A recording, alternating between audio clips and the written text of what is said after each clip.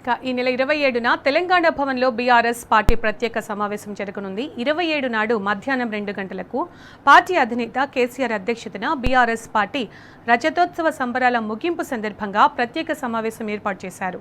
ఇక దీనికి సంబంధించిన పూర్తి సమాచారం మా ప్రతినిధి కిరణ్ అందిస్తారు. కిరణ్,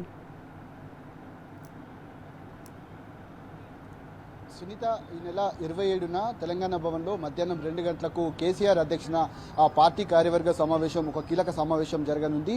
ఆ పార్టీకి సంబంధించినటువంటి బీఆర్ఎస్ పార్టీకి సంబంధించినటువంటి రజతోత్సవ ముగింపు సభల సందర్భంగా, సంబరాల సందర్భంగా ఒక కార్యక్రమాన్ని అయితే నిర్వహించారు. ప్రధానంగా ఈ కార్యక్రమానికి, ఈ సమావేశానికి పార్టీ జిల్లా అధ్యక్షులతో పాటు ఎమ్మెల్సీలు, ఎమ్మెల్యేలు, ఎంపీలు, అంతేకాకుండా పార్టీకి సంబంధించినటువంటి మాజీ ఎమ్మెల్యేలు, మాజీ కార్పొరేషన్ చైర్మన్లు, అంతేకాకుండా పార్టీకి సంబంధించిన సీనియర్ నాయకులంతా కూడా ఈ సమావేశానికి హాజరవుతారు. గత ఏడాది 27న ఇటు ఎల్కతుర్తిలో భారీ సభను కూడా ఏర్పాటు చేసింది.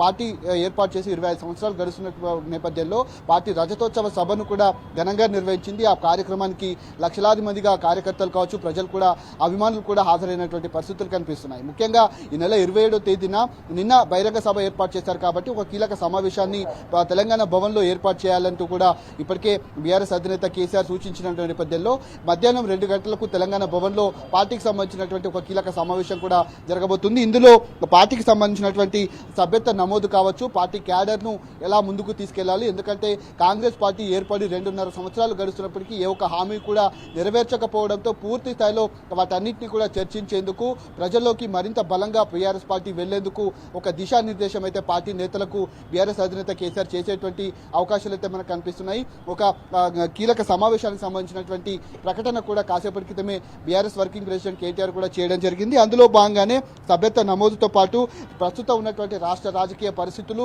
కాంగ్రెస్ పార్టీ ఏర్పడి 2.5 సంవత్సరాలు గడుస్తుంది, ఇచ్చినటువంటి హామీలు, పూర్తిగా పార్టీ క్యాడర్ కూడా 2.5 సంవత్సరాల నుంచి కూడా ఇటు రాష్ట్ర ప్రజలకు సంబంధించినటువంటి అంశాలు అనేక హామీలు విస్మరించడంతో అటు రైతాంగం ఇబ్బందులు పడుతుంది, మరోవైపు విద్యార్థులు ఇబ్బందులు పడుతున్నారు, నిరుద్యోగులు ఇబ్బంది పడుతున్నారు. ఖచ్చితంగా ఒక ప్రకటన అయితే చేసేటువంటి అవకాశాలు కనిపిస్తూ ఉన్నాయి. అందుకే మధ్యాహ్నం 27వ తేదీన మధ్యాహ్నం 2 గంటలకు ఒక పార్టీకి సంబంధించినటువంటి కీలక సమావేశాన్ని ఏర్పాటు చేశారు. ఈ కార్యక్రమాన్ని బీఆర్ఎస్ అధినేత కేసీఆర్ కూడా లీడ్ తీసుకోబోతా ఉన్నారు. అందులో ప్రధానంగా కొన్ని అంశాలను కూడా చర్చించేటువంటి అవకాశం అయితే మనకు కనిపిస్తూ ఉన్నాయి. Right Kiran, thank you.